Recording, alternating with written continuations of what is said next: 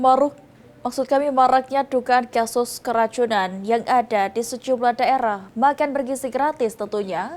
Wali Kota Palembang meminta kepala sekolah cross-check terlebih dahulu pangan makan bergizi gratis sebelum didistribusikan ke siswa.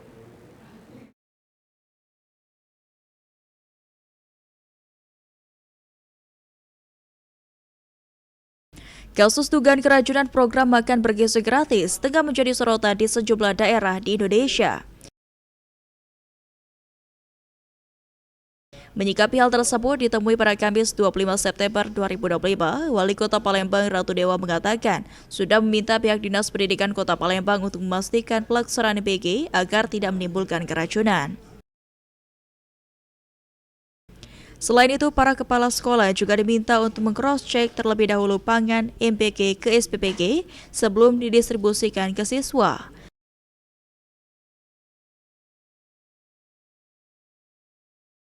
Dari awal sudah kita minta ya, baik dengan dari sisi penyelenggaraan dari tingkat kota khususnya, saya juga minta dengan distrik benar-benar clear, jangan sampai timbul hal-hal yang sempat viral beberapa waktu yang lalu.